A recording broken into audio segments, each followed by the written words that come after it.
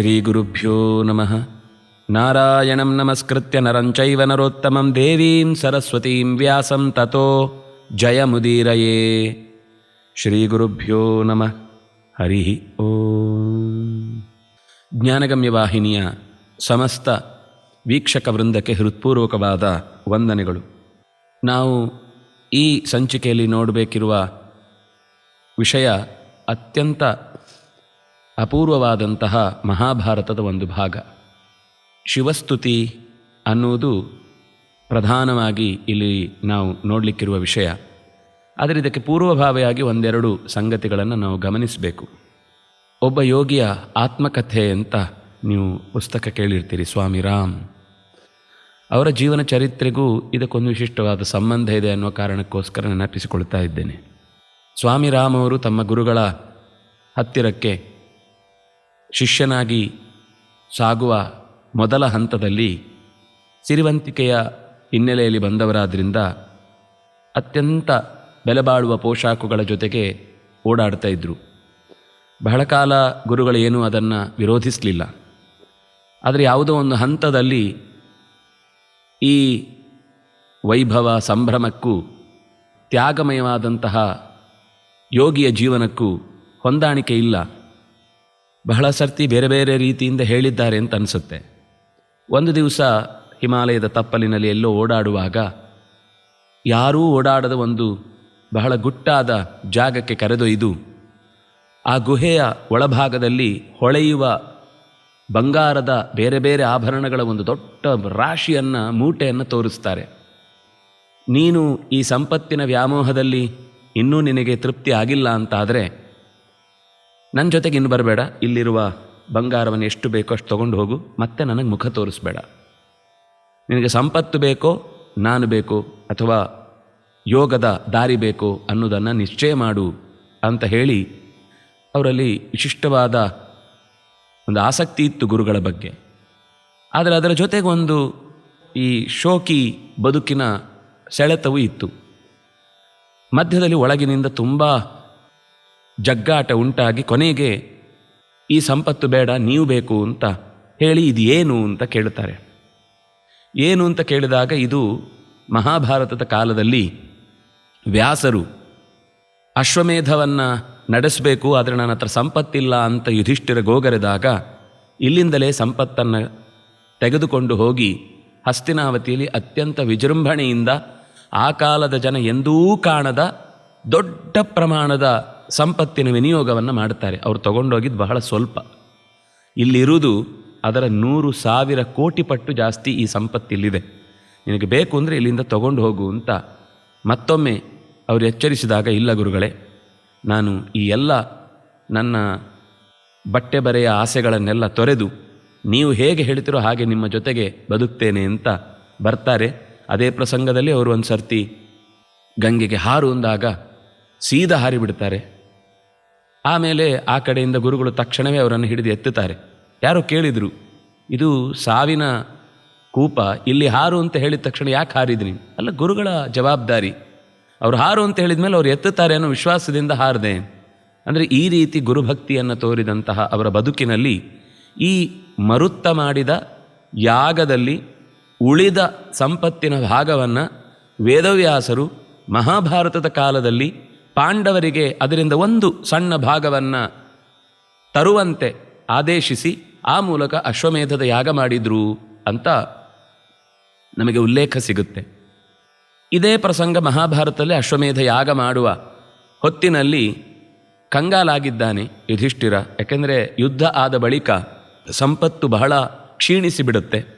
ಯುಯುತ್ಸು ಕೌರವರ ಪಾಳೆಯದಲ್ಲಿ ಪೂರ್ವದಲ್ಲಿ ಇದ್ದವನು ಆ ವ್ಯವಹಾರವನ್ನೆಲ್ಲ ಗಮನಿಸಿದವನಾದ್ರಿಂದಾಗಿ ಸ್ವಲ್ಪ ಸಹಾಯ ಇತ್ತು. ಆದರೂ ಯಾಗಕ್ಕೆ ಬೇಕಿರುವಂತಹ ಸಂಪತ್ತಿನ ಕೂಡಿಸುವಿಕೆ ತುಂಬ ಕಷ್ಟ ಇತ್ತು. ಅದರಿಂದಾಗಿ ವೇದವ್ಯಾಸರು ಈ ಹಿಮಾಲಯದ ತಪ್ಪಲಿನ ಯಾವುದೋ ಒಂದು, ನಮಗದರ ಸರಿಯಾದ ವಿಳಾಸ ಗೊತ್ತಿಲ್ಲ, ಗೊತ್ತಿದ್ರೂ ಯಾರೂ ಹೇಳುವುದೂ ಇಲ್ಲ, ಅವರೂ ಹೇಳಲಿಲ್ಲ. ನಾವು ನೋಡಿದೆ ಅಂತ ಮಾತ್ರ ಹೇಳ್ತಾರೆ ಹೊರತು ಆ ಜಾಗವನ್ನು ಅವರು ಗುರುತಿಸಲಿಲ್ಲ. ಅಂತೂ ಆ ವೇದವ್ಯಾಸರು ಅಲ್ಲಿಗೆ ಕರೆದೊಯ್ದು ಆ ಸಂಪತ್ತನ್ನು ತರಿಸುವ ಅನುಕೂಲವನ್ನು ಮಾಡಿಕೊಟ್ರು. ಆಗ ಯುಧಿಷ್ಠಿರ ಕೇಳ್ತಾನೆ, ನಮಗೆ ಅಷ್ಟೊಂದು ದ್ರವ್ಯ ಬಲ ಇಲ್ಲದೆ ಇದ್ದಾಗ ನೀವು ಈ ಸಹಾಯ ಮಾಡಿದ್ರಿ, ಆದರೆ ಈ ಸಂಪತ್ತು ಎಲ್ಲಿಂದ ಬಂತು? ಯಾಕೆಂದರೆ ಯಾಗದ ಸಾಮಗ್ರಿಗಳೆಲ್ಲ ಅಲ್ಲೇ ಇದ್ದವು. ಅಪರೂಪದ ಅನೇಕ ಥರದ ಯಾಗಕ್ಕಾಗಿ ಬಳಸುವ ಬಟ್ಟಲುಗಳು, ಅದರ ಪಾತ್ರೆಗಳು, ಅದಕ್ಕೆ ಸಂಬಂಧಪಟ್ಟ ಸುರುಕು ಸುರುವ ಮೊದಲಾದ ಎಲ್ಲ ವಸ್ತುಗಳು ಕೂಡ ಬಂಗಾರಮಯವಾದ ಸ್ಥಿತಿಯಲ್ಲಿ ಅದಕ್ಕೆ ಕಟ್ಟು ಹಾಕಿದ ರೀತಿಯಲ್ಲಿ ವಸ್ತುಗಳು ಹಾಗೆ ಬಿದ್ದಿದ್ವು. ಆಗ ವ್ಯಾಸರು ಯುಧಿಷ್ಠಿರನಿಗೆ ಪೂರ್ವದಲ್ಲಿ ನಡೆದ ಒಂದು ಉಪಾಖ್ಯಾನವನ್ನು ಹೇಳ್ತಾರೆ. ಮರುತ್ತ ಸಂವರ್ತೀಯ ಉಪಾಖ್ಯಾನ ಅಂತ ಕರೀತಾರದನ್ನು. ಮರುತ್ತ ಬಹಳ ಹಿಂದೆ ಒಂದು ದೊಡ್ಡ ಯಾಗ ಮಾಡಬೇಕು ಅಂತ ತೀರ್ಮಾನ ಮಾಡಿರ್ತಾನೆ.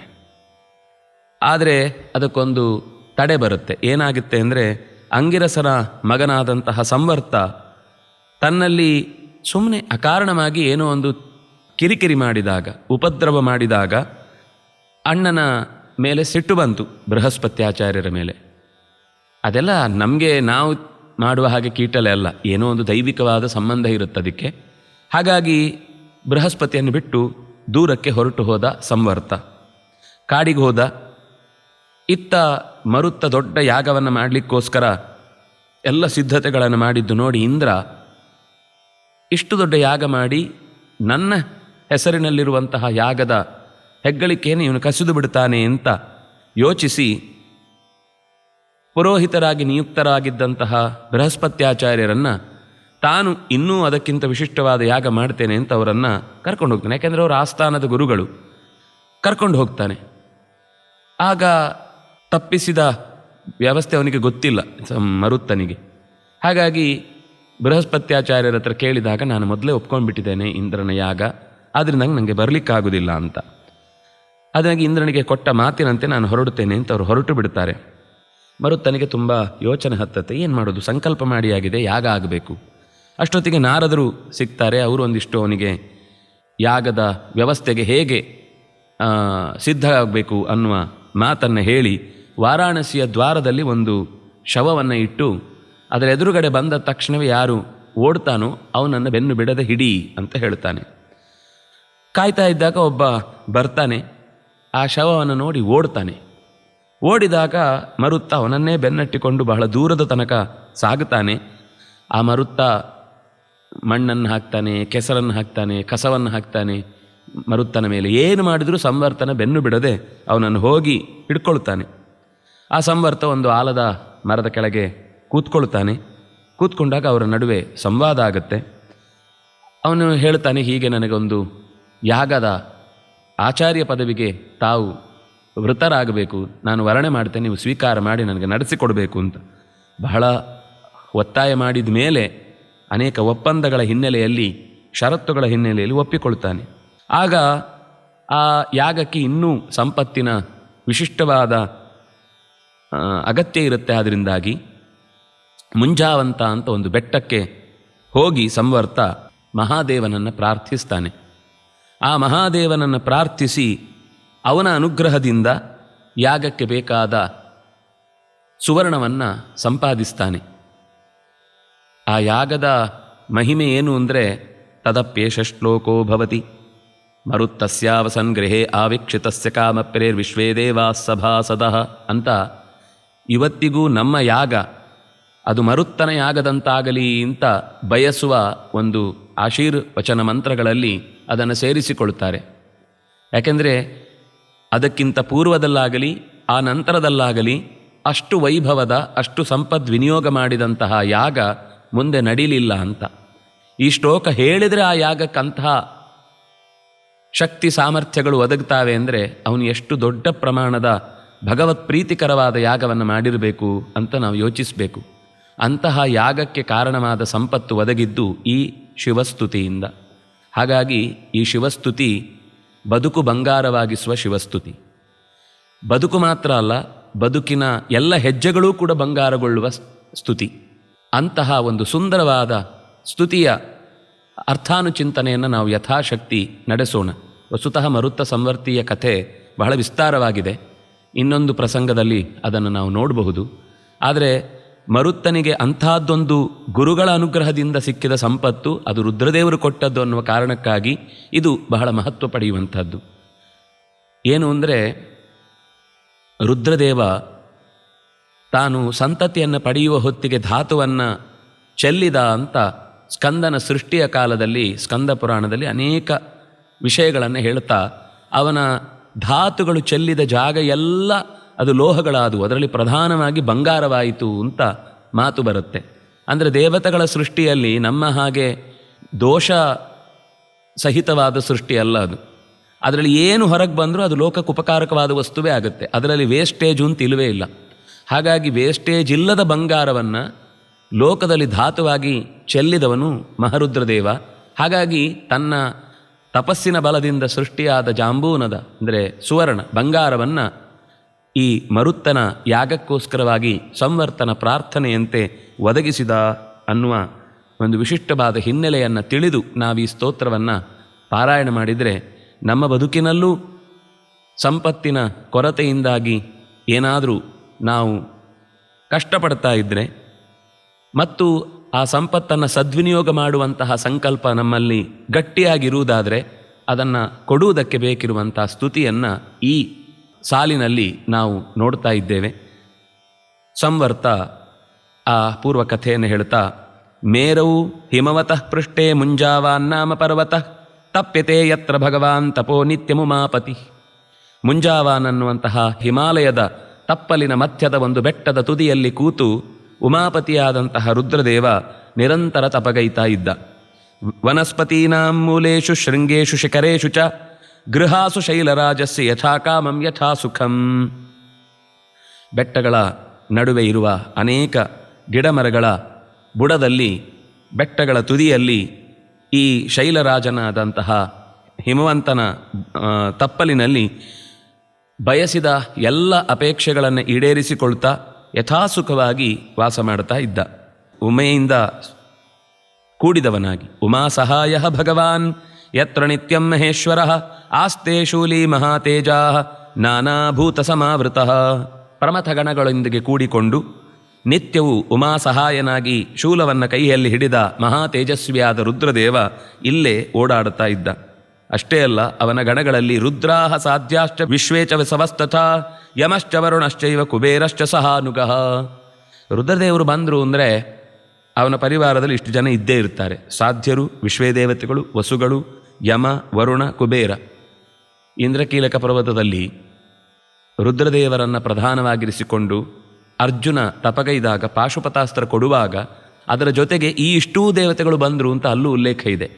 ಅಂದರೆ ಮಹರುದ್ರದೇವ ಬಂದ ಅಂದರೆ ಅವನ ಜೊತೆಗೆ ಉಳಿದ ಎಲ್ಲ ದೇವತೆಗಳು ಕೂಡ ಬರ್ತಾರೆ ಅನ್ನುವುದು ಒಂದು ಸಹಜವಾದ ದೇವತೆಗಳ ಒಂದು ವ್ಯವಹಾರ. ಅಂತೆ ಇಲ್ಲೂ ಕೂಡ ಅವರೆಲ್ಲ ಜೊತೆಯಲ್ಲಿದ್ದಾರೆ. ಭೂತಾನಿ ಚ ಪಿಶಾಚಾಶ್ಚ ನಾಸತ್ಯಾವಪಿ ಚಾಶ್ವಿನೌ ಗಂಧರ್ವ ಅಪ್ಸರಶ್ಚೈವ ಯಕ್ಷಾದೇವರ್ಷಯಸ್ತಥಾ. ಅವನ ಗಣಗಳಲ್ಲಿ ಅನೇಕ ಭೂತಗಳು, ಪಿಶಾಚಗಳು ಎಲ್ಲವೂ ಇದ್ದಾವೆ. ಅವುಗಳು ಮೃತ್ಯುಕಾರಕವಾದಂತಹ ಜವಾಬ್ದಾರಿಯನ್ನು ಹೊತ್ತವುಗಳು. ಯಾರಿಗೆ ಯಾವುದರಿಂದ ಮೃತ್ಯು ಬರಬೇಕೋ, ಕಲ್ಲು ಜಾರಿ ಮೃತ್ಯು ಬರುವುದು, ನೀರಲ್ಲಿ ಬಿದ್ದು ಮೃತ್ಯು ಬರುವುದು, ಮರದಿಂದ ಬಿದ್ದು ಮೃತ್ಯು ಬರೆಯುವುದು, ರಸ್ತೆಯಲ್ಲಿ ಎಡವಿ ಬಿದ್ದು ಸಾವು ಒದಗುವುದು, ಇಂಥ ಅನೇಕ ಜಾಗಗಳಲ್ಲಿ ಅಂತಹ ರೀತಿಯ ಸಾವಿಗೆ ಕಾರಣವಾಗುವ ವ್ಯವಸ್ಥೆಯನ್ನು ರುದ್ರದೇವರ ಆಣತಿಯಂತೆ ಅವರು ಈ ಕೆಲಸ ಮಾಡುತ್ತಿರ್ತಾರೆ. ಅದು ರುದ್ರ ಪ್ರಶ್ನದಲ್ಲಿ ಎಲ್ಲೆಲ್ಲಿ ಸಾವಿನ ಶಕ್ತಿಗಳಾಗಿ ರುದ್ರನ ಪರಿವಾರದವರು ನಿಂತಿರ್ತಾರೆ ಅಂತನ್ನುವ ವಿಸ್ತಾರವಾದ ವಿವರಣೆಯನ್ನು ಅಲ್ಲಿ ನಾವು ನೋಡುತ್ತೇವೆ. ಹಾಗೆ ಈ ಭೂತಗಳು, ಪಿಶಾಚಗಳು ಅನೇಕ ರೀತಿಯ ಪ್ರಮಥಗಣಗಳಲ್ಲಿ ಸೇರಿದಂತಹ ಅವುಗಳು ದುಷ್ಟಶಕ್ತಿಗಳು. ಅಂದರೆ ಶಿವನ ಆಜ್ಞೆಯಿಂದ ಕೆಲಸ ಮಾಡುತ್ತವೆ. ಅದು ಬಿಟ್ಟು ಬೇರೆ ಸ್ವತಂತ್ರವಾಗಿ ಯೋಚನೆ ಮಾಡಲಿಕ್ಕೆ ಅವುಗಳಿಗೆ ಅವಕಾಶವಿಲ್ಲ. ನಾವು ಕೂಡ ಅಪಸರ್ಪಂತು ತೇ ಭೂತಾ ಯೇ ಭೂತಾ ಭುವಿ ಸಂಸ್ಥಿತಾ ಯೇ ಭೂತಾ ಅಂತರಿಕ್ಷಸ್ಥಾ ಯೇ ಭೂತಾ ದಿವಿ ಸಂಸ್ಥಿತಾ ಯೇ ಭೂತಾ ವಿಘ್ನಕರ್ತಾರ ತೇ ನಶ್ಯಂತು ಶಿವಾಜ್ಞೆಯ. ಶಿವನ ಆಜ್ಞೆಯಂತೆ ನಮ್ಮಿಂದ ದೂರ ಅಪಸರಿಸಲಿ, ನಮ್ಮಿಂದ ದೂರವಾಗಲಿ ಅಂತ ನಾವು ನಿತ್ಯ ಆಸನ ಶುದ್ಧಿಯನ್ನು ಕೇಳಿಕೊಳ್ಳುವಾಗ ಶಿವನ ಆಜ್ಞೆಯಿಂದ ಈ ಪ್ರಮಥಗಣಗಳು ನಮಗೆ ಕೊಡಬಹುದಾದ ತೊಂದರೆಯನ್ನು ದೂರೀಕರಿಸುವಂತಾಗಲಿ ಅಂತ ನಾವು ಪ್ರಾರ್ಥಿಸುವುದಿದೆ. ಹಾಗೆ ಅವುಗಳೂ ಕೂಡ ರುದ್ರದೇವರ ಜೊತೆಗಿದ್ದಾವೆ. ನಾಸತ್ಯರು ಅಂದರೆ ದಸ್ರ ಮತ್ತು ನಾಸತ್ಯ ಅಂತ ಶ್ರೀದೇವತೆಗಳು, ಗಂಧರ್ವ ಅಪ್ಸರಶ್ಚೈವ ಗಂಧರ್ವರು, ಅಪ್ಸರೆಯರು, ಯಕ್ಷರು, ದೇವರ್ಷಿಗಳು ಎಲ್ಲರೂ ಅಲ್ಲಿದ್ದಾರೆ. ಆದಿತ್ಯ ಮರುತಶ್ಚೈವ ಯಾತು ಧಾನಾಶ್ಚ ಸರ್ವಶಃ ಉಪಾಸತೆ ಮಹಾತ್ಮಾನಂ ಬಹುರೂಪಮುಮಾಪತಿಂ. ಆದಿತ್ಯ 12 ಜನ, ಮರುತಗಳು 49 ಜನ, ಯಾತುಧಾನ, ಸಮುದ್ರದ ಆಳದಲ್ಲಿ ವಾಸ ಮಾಡುವಂತಹ ಜೀವಿಗಳು, ಇವರೆಲ್ಲರೂ ಕೂಡ ಮಹಾತ್ಮಾನಂ ಬಹುರೂಪಂ, ಅನೇಕ ರೂಪಗಳಲ್ಲಿ ಅನೇಕ ಕಾರ್ಯಭಾರಗಳನ್ನು ನಡೆಸುವಂತಹ ಮಹಾತ್ಮನಾದಂತಹ ರುದ್ರದೇವನನ್ನು, ಉಮಾಪತಿಯನ್ನು ಉಪಾಸಿಸುತ್ತಿದ್ದಾರೆ. ರಮತೆ ಭಗವಾನ್ ತತ್ರ ಕುಬೇರಾನುಚರೈಸ್ಸಹ, ಕುಬೇರನ ಅನುಚರರು ಕೂಡ ಇಂಥ ರಾಕ್ಷಸ ಗಣದಲ್ಲೇ ಸೇರಿದವರು. ವಿಕೃತೈರ್ವಿಕೃತಾಕಾರೈ ಕ್ರೀಡದ್ಭಿ ಪೃಥಿವೀಪತೆ. ಓ ರಾಜನೇ, ಅಂದರೆ ಇದು ಯುಧಿಷ್ಠಿರನಿಗೆ ಹೇಳುತ್ತಾ ಇರುವ ಮಾತು. ಕುಬೇರನ ಅನುಚರರ ಜೊತೆಗೆ ವಿಕೃತವಾದ ಆಕೃತಿಗಳಿಂದ ಕೂಡಿದಂತಹ ಆಟದೊಂದಿಗೆ ಬದುಕನ್ನು ನಡೆಸ್ತಾ ಇರುವಂತಹ ಆ ಎಲ್ಲ ರಕ್ಕಸರು ಭಗವಂತನ ಸೇವೆಯನ್ನು ಮಾಡ್ತಾ ಅಲ್ಲೇ ಇದ್ದಾರೆ. ಶ್ರೀಯಾಜ್ವಲಂ ದೃಶ್ಯತೆ ವೈ ಬಾಲಾದಿತ್ಯ ಸಮದ್ಯುತಿ. ರುದ್ರದೇವ ಈಗ ತಾನೇ ಉದಿಸಿದ ಮೂಡಣದ ನೇಸರದಂತೆ ಚಂದದ ರೂಪವನ್ನು ತೊಟ್ಟು ಕಾಂತಿಯಿಂದ ಕೂಡಿದವನಾಗಿ ಬೆಂಕಿಯಂತೆ ಉರಿತಾ ಇದ್ದಾನೆ. ನ ರೂಪಂ ದೃಶ್ಯತೆ ತಸ್ಯ ಸಂಸ್ಥಾನಂ ವಾ ಕಥಂಚನ ನಿರ್ದೇಷ್ಟುಂ ಪ್ರಾಣಿಭಿಃ ಕೈಶ್ಚಿತ್ ಪ್ರಾಕೃತೈರ್ ಮಾಂಸಲೋಚನೈ. ಸರಿಯಾಗಿ ಹೇಳಬೇಕು ಅಂದರೆ ಈ ಮಣ್ಣಿನ ಕಣ್ಣಿಗೆ ಅಷ್ಟು ಸುಲಭದಲ್ಲಿ ಅವನ ರೂಪವಾಗಲಿ, ಅವನ ಸ್ಥಾನವಾಗಲಿ, ಅವನ ಕಾರ್ಯಭಾರಗಳ ಇತಿಮಿತಿಗಳನ್ನಾಗಲಿ ಅರಿಯುವುದು ಅಸಾಧ್ಯ. ಯಾವ ಪ್ರಾಣಿಯೂ ಕೂಡ ಅಷ್ಟು ಸುಲಭದಲ್ಲಿ ರುದ್ರತತ್ವವನ್ನು ಅರ್ಥೈಸಿಕೊಳ್ಳಲು ಸಮರ್ಥವಲ್ಲ. ನೋಷ್ಣಂ ನ ಶಿಶಿರಂ ತತ್ರ ನ ವಾಯುರ್ನ ನ ಚ ಭಾಸ್ಕರ ನ ಜರಾಕ್ಷುತ್ಪಿಪಾಸೇವ ನ ಮೃತ್ಯುರ್ನ ಭಯಂ ನೃಪ. ಓ ರಾಜನೇ, ರುದ್ರದೇವನ ಪರಿವಾರದಲ್ಲಿ ಇರುವಂತಹ ಎಲ್ಲರೂ ಕೂಡ ಅವನ ಸೇವಕರೇ. ಆ ಜಾಗವನ್ನು, ಅಂದರೆ ರುದ್ರದೇವನಿಗೆ ವಿಶೇಷವಾಗಿ ಬೆಳಕು ನೀಡುವುದಕ್ಕೆ ಈ ಸೂರ್ಯನೂ ಬೇಡ, ಆ ಚಂದ್ರನೂ ಬೇಡ, ಆ ನಕ್ಷತ್ರ ಗ್ರಹ ತಾರೆಗಳೂ ಬೇಡ. ಅಲ್ಲಿ ಸಹಜವಾಗಿ ಲೋಕದಲ್ಲಿರುವಂತೆ ಅತಿಯಾದ ಉಷ್ಣ, ಅತಿಯಾದ ಶೀತ ಅನ್ನುವ ಈ ಯಾವ ರೀತಿಯ ಪ್ರಾಕೃತಿಕ ವಿಕೋಪಗಳ ಪರಿಸರ ಅಲ್ಲಿಲ್ಲ. ಅಕಾರಣವಾಗಿ ಗಾಳಿ ಬಂದು ಎಲ್ಲ ಎತ್ತಿಕೊಂಡು ಹೋಗುವುದಾಗಲಿ, ತುಂಬ ಚಳಿಯಿಂದ ಮೈ ಸೀಳಿ ಹೋಗುವಂತಹ ಅತ್ಯಂತ ಕಠಿಣವಾದ ಹಿಮಪಾತವಾಗಲಿ, ಬಾಯಾರಿಕೆಗಳಾಗಲಿ, ಮೃತ್ಯುವಿಗೆ ಕಾರಣವಾದಂತಹ ವೃದ್ಧಾಪ್ಯವಾಗಲಿ, ಹಸಿವೆಯಾಗಲಿ, ನೀರಡಿಕೆಗಳಾಗಲಿ ಆ ಪರಿಸರದಲ್ಲಿ ಇಲ್ಲ. ಅಂದರೆ ಅವನು ದೊಡ್ಡವರಿದ್ದಲ್ಲಿ ಅವರ ಹತ್ತಿರ ಇದ್ದವರಿಗೆ ಈ ಯಾವ ಭಯವೂ ಉಂಟಾಗುವುದಿಲ್ಲ ಅನ್ನೋದು ಅದರ ಒಟ್ಟು ತಾತ್ಪರ್ಯ. ಮಹಾಭಾರತದಲ್ಲೂ ಈ ಪ್ರಸಂಗವನ್ನು ಹೇಳುವಾಗ ಮಹಾತ್ಮರು ಯಾರು ಅಂದರೆ, ಯಾರ ಹತ್ರ ಕೂತ್ರೆ ಅವರ ಹತ್ರ ನಮ್ಮ ಸಮಸ್ಯೆಯನ್ನು ಹೇಳಿಕೊಳ್ಳದೇ ಮನಸ್ಸು ಶಾಂತವಾಗುವಂತಾಗುತ್ತೋ ಅವರು ಮಹಾತ್ಮರು ಅಂತ. ರುದ್ರದೇವ ಮಹಾತ್ಮಾನಂ ಅಂತ ಆರಂಭದಲ್ಲೇ ಹೇಳಿದರು. ಆದ್ದರಿಂದ ಅಲ್ಲಿದ್ದವರಿಗೆ ಯಾರಿಗೂ ಕೂಡ ಕಾಲದ ಬಾಧೆ ವೇಗವಾಗಿ ಅದು ಸಾಗುವಾಗ ಏನೆಲ್ಲ ದೇಹದಲ್ಲಿ ವಿಕೃತಿಗಳು ಉಂಟಾಗುತ್ತೆ, ಅದು ಯಾವುದೂ ಆಗದೆ ಮನಸ್ಸು ನಿಶ್ಚಿಂತೆಯಿಂದ ಭಗವಂತನನ್ನು ಚಿಂತಿಸುವುದಕ್ಕೆ ಬೇಕಿರುವ ವಾತಾವರಣ ನಿರ್ಮಾಣಗೊಂಡಿತ್ತು. ತಸ್ಸ ಶೈಲಸ್ಯ ಪಾರ್ಶ್ವೇಷು ಸರ್ವೇಷು ಜಯತಾಂಬರ. ಅದೇ ಬೆಟ್ಟದ ಅಕ್ಕಪಕ್ಕಗಳಲ್ಲಿ ಧಾತವೋ ಜಾತರೂಪಸ್ಯ ರಶ್ಮಯ ಸವಿತುರ್ಯಥಾ. ಆ ಬೆಟ್ಟದ ಹತ್ತಿರದಲ್ಲೇ, ಅಂದರೆ ಇವನಿರುವ ಮುಂಜಾವಾನ್ ಪರ್ವತದ ಅಕ್ಕಪಕ್ಕದಲ್ಲಿ ಎಲ್ಲ ಕಡೆಯಲ್ಲೂ ಕೂಡ ಇವನದ್ದೇ ಧಾತುವಿನಿಂದ, ಅಂದರೆ ದೇಹದಿಂದ ಹುಟ್ಟಿದಂತಹ ವೀರ್ಯ ಅದು ಅನೇಕ ಲೋಹಗಳ ಬೆಟ್ಟಗಳಾಗಿ ಬಿದ್ದಿದ್ದವು ಅಂತ ಆ ಸ್ಕಂದನ ಹುಟ್ಟಿನ ಕಥೆಯ ಹಿನ್ನೆಲೆಯಲ್ಲಿ ಹೇಳ್ತಾ ಹೋಗ್ತಾರೆ. ಇಲ್ಲಿ ಜಾತರೂಪಸ್ಯ ಧಾತವಃ. ಜಾತರೂಪ ಅಂದರೆ ಬಂಗಾರದ ಲೋಹದ ಇಡೀ ರಾಶಿ ಬೆಟ್ಟದ ರೂಪದಲ್ಲಿ ಅದರ ಅಕ್ಕಪಕ್ಕದಲ್ಲಿ ಬಿದ್ದಿತ್ತು. ಅದು ಹೇಗಿತ್ತು ಅಂದರೆ, ಸವಿತು ರಶ್ಮಯ ಯಥಾ. ಸೂರ್ಯನ ಕಿರಣಗಳು ಬಿದ್ದಾಗ ಬಿಳಿಯಾದ ಬೆಳ್ಳಿಯ ಪರ್ವತಗಳೆಲ್ಲ ಬಂಗಾರದಂತೆ ಕಾಣಿಸ್ತಾ ಇರುತ್ತೆ. ಆದರೆ ಅಲ್ಲಿ ಇದ್ದದ್ದು ಸೂರ್ಯನ ಕಿರಣಗಳಿಂದ ಬಂಗಾರವಾದದ್ದಲ್ಲ, ಸಹಜವಾಗಿ ಬಂಗಾರವೇ ಇದ್ದದ್ದು. ಯಾಕೆಂದರೆ ಅಲ್ಲಿ ಸೂರ್ಯನ ಬೆಳಕೇ ಇಲ್ಲ ಅಂತ ಹೇಳಿದ್ದಾರೆ. ಅಂದಮೇಲೆ ಆ ಪರಿಸರದಲ್ಲಿ ಇರುವಂತಹ ಸಹಜವಾದ ಆ ಲೋಹದ ಬೆಳಕು ಅದು ಬಂಗಾರದ್ದೇ ಆಗಿತ್ತು. ರಕ್ಷಂತೆ ತೇ ಕುಬೇರಸ್ಯ ಸಹಾಯೈ ಉದ್ಯತಾಯುಧೈ ಚಿಕೀರ್ಷದ್ಭಿ ಪ್ರಿಯಂ ರಾಜನ್ ಕುಬೇರಸ್ಯ ಮಹಾತ್ಮನಃ. ಇದು ಮನುಷ್ಯ ದುರ್ಗಮವಾದ ಪ್ರದೇಶ, ಅಷ್ಟು ಸುಲಭದಲ್ಲಿ ಹೋಗ್ಲಿಕ್ಕಾಗುವಂಥದ್ದಲ್ಲ. ಯೋಗಿಗಳಾಗಿ ಬದುಕಿನ ಎಲ್ಲ ಭೋಗಗಳನ್ನು ಮರೆತು ಸರ್ವಸ್ವವನ್ನು ಭಗವಂತನಿಗೆ ನಿವೇದಿಸಿದಂಥವರಿಗೆ ಮತ್ತು ಯಾವುದೇ ಅಂತಹ ಸಂಪತ್ತಿನ ಬಗ್ಗೆ ಅಪೇಕ್ಷೆ ಇಲ್ಲದವರಿಗೆ ಸಿಗಬಹುದಾದ ಸೊತ್ತು. ನಾವು ನಾಳೆ ಹೋಗಿ ಬಂದು ಏನಾದರೂ ಒಂದಿಷ್ಟು ತರೋಣ ಅಂದರೆ ಆಗಲ್ಲ ಅಂದರು. ಇಲ್ಲಿ ಕುಬೇರನ ಸಹಾಯಕರಾದಂಥವರು ಆಯುಧಗಳನ್ನು ಎತ್ತಿ ಹಿಡಿದು ಈ ಬೆಟ್ಟವನ್ನು ಸರ್ವದಾ ರಕ್ಷ್ಯಂತೆ ಕಾಪಾಡ್ತಾ ಇದ್ದಾರೆ. ಕುಬೇರನಿಗೆ ಪ್ರೀತಿಯಾಗಲಿ ಅನ್ನುವ ದೃಷ್ಟಿಯಿಂದ, ಯಾಕೆಂದರೆ ರುದ್ರದೇವ ಈ ಸಂಪತ್ತನ್ನೆಲ್ಲ ಕುಬೇರನ ವಶಕ್ಕೆ ಕೊಟ್ಟು ಬಿಟ್ಟಿದ್ದಾನೆ. ನೀನಿದರ ಧನಾಧಿಪತಿ ಅಲ್ವಾ, ನೀನಿದನ್ನು ನೋಡ್ಕೊಳ್ಬೇಕು ಅಂತ. ತತ್ರ ಗತ್ವಾ ತ್ವಮನ್ವಾಸ್ಯ ಮಹಾಯೋಗೇಶ್ವರಂ ಶಿವಂ ಕುರು ಪ್ರಣಾಮಂ ರಾಜರ್ಷೇ ಭಕ್ತ್ಯಾ ಪರಮಯಾಯುತಃ. ನೀನು ಅಲ್ಲಿಗೆ ಹೋಗಿ ಮಹಾಯೋಗೇಶ್ವರನಾದಂತಹ ಶಿವನನ್ನು ಪ್ರಾರ್ಥಿಸಿ, ಎಲೆ ರಾಜರ್ಷಿಯೇ, ಭಕ್ತಿಯಿಂದ ಭಗವಂತನನ್ನು ಕೇಳಿಕೊ. ತಸ್ಮೈ ಭಗವತೆ ಕೃತ್ವಾ ನಮಃ ಶರ್ವಾಯ ವೇಧಸೆ ಏಭಿಸ್ತಂ ನಾಮವಿರ್ದೇವಂ ಸರ್ವಂ ವಿದ್ಯಾಧರಂ ಸ್ತುಹಿ. ಎಲ್ಲ ವಿದ್ಯೆಗಳನ್ನು ಹೊತ್ತು ನಿಂತ, ಅನೇಕ ನಾಮಗಳಿಂದ ಪ್ರತಿಪಾದ್ಯನಾದ, ಸಂಹಾರ ಕಾಲದಲ್ಲಿ ಸಂಹಾರ ಕರ್ತೃವಾಗಿ ಕೆಲಸ ಮಾಡುವಂತಹ ಸಂಪತ್ತಿನ ಒಡೆಯನಾದಂತಹ ಆ ಸರ್ವ ವಿಶೇಷವಾದ ಲೋಕಕ್ಕೆ ಉಪಕಾರಕವಾದ ಗುಣಗಳಿಂದ ತುಂಬಿದಂತಹ ಭಗವಂತನನ್ನು ಸ್ತುತಿಸು ಅಂತ ಹೀಗೆ ಸ್ತೋತ್ರವನ್ನು ಮಾಡುವ ವಿಧಾನವನ್ನು ಹೇಳ್ತಾ ಇದ್ದಾರೆ. ರುದ್ರಾಯ ಶಿತಿಕಂಠಾಯ ಸುರೂಪಾಯ ಸುವರ್ಚಸೇ ಕಪರ್ದಿನೇ ಕರಾಳಾಯ ಹರ್ಯಕ್ಷ್ಣೇ ವರದಾಯ ಚ ಸಂವರ್ತ ಹೀಗೆ ರುದ್ರದೇವನನ್ನು ನಿರಂತರವಾಗಿ ಸ್ತುತಿಸುವ ಮಾತಿಗೆ ಇಳಿದಿದ್ದಾನೆ. ಅತ್ಯಂತ ಘೋರವಾದ ರೂಪದಿಂದ ಕೂಡಿದವನು, ಭಯಪಡಿಸುವವನು, ಅಳಿಸುವವನು, ಕಪ್ಪಾದ ಕಂಠದಿಂದ ಕೂಡಿದವನು, ಆದರೆ ಅದೇ ಒಂದು ಚಂದದ ಆಕೃತಿಯಾಗಿ ಒಳ್ಳೆಯ ವರ್ಚಸ್ಸಿನಿಂದ ತುಂಬಿದವನು, ವಿಶಿಷ್ಟವಾದ ಜಟೆಯಿಂದ ಕೂಡಿದವನು, ಅತ್ಯಂತ ಕ್ರೂರವಾದ ರೂಪವನ್ನೂ ತೊಡಬಲ್ಲವನು, ಬೇಡಿದ ಅಪೇಕ್ಷೆಗಳನ್ನು ನೀಡುವವನು. ತ್ರಕ್ಷ್ಣೇ ಪೂಷ್ಣೋ ದಂತಭಿದೇ ವಾಮನಾಯ ಶಿವಾಯ ಚ ಯಾಮ್ಯಾಯ ಅವ್ಯಕ್ತಕೇಶಾಯ ಶರ್ವಾಣಿ ಶಂಕರಾಯ ಚ. ತುಂಬ ಒಳ್ಳೆಯ ಸ್ತೋತ್ರ ಇದು. ಬಹಳ ಅಪರೂಪದ ನಾಮಗಳ ಜೊತೆಗೆ ಭಗವಂತನ ಗುಣವನ್ನು ನೆನಪಿಸುವ ಮಾತುಗಳು ಇಲ್ಲಿವೆ. 3 ಕಣ್ಣುಗಳುಳ್ಳವನಿಗೆ ಪೂಷಾ ಅನ್ನುವಂತಹ ಒಬ್ಬ ದೇವತಾ ವ್ಯಕ್ತಿ ದಕ್ಷನ ಯಜ್ಞದ ಸಂದರ್ಭದಲ್ಲಿ ರುದ್ರದೇವನಿಗೆ ಆಹುತಿ ಕೊಡಬಾರದ ಆಕ್ಷೇಪವನ್ನು ವ್ಯಕ್ತಪಡಿಸಿ ಹಲ್ಲು ತೋರಿಸಿ ನಕ್ಕ ಅಂತೆ. ಅದಕ್ಕೋಸ್ಕರ ಅವನ ಹಲ್ಲನ್ನೇ ಪುಡಿಗಟ್ಟಿದ ರುದ್ರದೇವ ವೀರಭದ್ರನಾಗಿ. ಮತ್ತೆ ಅವನ ಹಲ್ಲು ಕಟ್ಟಿಸಿದ್ದು ಅವನೇ. ಅಲ್ಲೇ ಆವಾಗಲೇ ನಮ್ಮ ಡೆಂಟಿಸ್ಟ್ಗಳು ರೆಡಿಯಾಗಿ ಬಿಟ್ಟಿದ್ರು. ಅಶ್ವಿದೇವತೆಗಳು ಬಂದು ಎಲ್ಲ ಹಲ್ಲು ಜೋಡಿಸಿದ್ರು ಅಂತ ಅಥರ್ವ ವೇದದಲ್ಲಿ ಸೂಕ್ತಗಳಲ್ಲಿ ಈ ಮಾತುಗಳೆಲ್ಲ ಬರ್ತವೆ. ಹಾಗಾಗಿ ಪೂಷ್ಣೋಹ ದಂತಭಿದೆ, ಪೂಷಾ ಅನ್ನುವಂಥವನ ಹಲ್ಲನ್ನು ಉದುರಿಸಿದವ ಅಂತ ಸ್ತೋತ್ರ ಮಾಡ್ತಾ ಇದ್ದಾರೆ.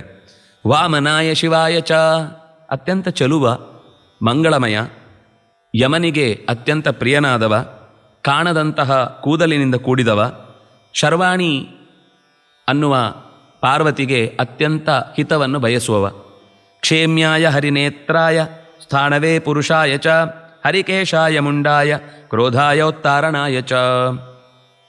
ಯಾರಿಂದಾಗಿ ನಮಗೆ ಕ್ಷೇಮ ಒದಗುತ್ತೋ, ಯಾರು ನಿರಂತರವಾಗಿ ಪಾಪವನ್ನು ಪರಿಹರಿಸುವಂತಹ ಕಣ್ಣುಗಳನ್ನು ಹೊಂದಿದ್ದಾನೋ, ಒಂದೇ ತೆರನಾಗಿ ಬದಲಾಗದ ತತ್ವವಾಗಿ ನೆಲೆಸಿದಂತಹ ಸ್ಥಾಣುವೆನಿಸಿದ ಪುರುಷ ರೂಪದಿಂದ ಲೋಕಕ್ಕೆ ಶಾರೀರ ಪುರುಷ ಅಂತ ಅವನಿಗೆ ಹೆಸರು. ನಮಗೆ ಈ ಶರೀರ ಬರುವುದು ಒಳ್ಳೆಯ ಅನುಗ್ರಹವಾಗಿ ಒದಗುವುದು ಈ ರುದ್ರದೇವನ ಅನುಗ್ರಹದಿಂದ. ಹಾಗಾಗಿ ಅವನಿಗೆ ಶಾರೀರ ಪುರುಷ ಅಂತ ಹೆಸರನ್ನು ಕೂಡ ಕರೆದು, ಯಾಕೆಂದರೆ ದೇಹದಲ್ಲಿ ಜಾರುವ ವೀರ್ಯದಲ್ಲಿ ಶರೀರಕ್ಕೆ ಬೇಕಿರುವ ಎಲ್ಲ ಪಂಚಭೂತಗಳ ಸೂಕ್ಷ್ಮ ಶಕ್ತಿಯನ್ನು ತುಂಬುವವನು ರುದ್ರದೇವ.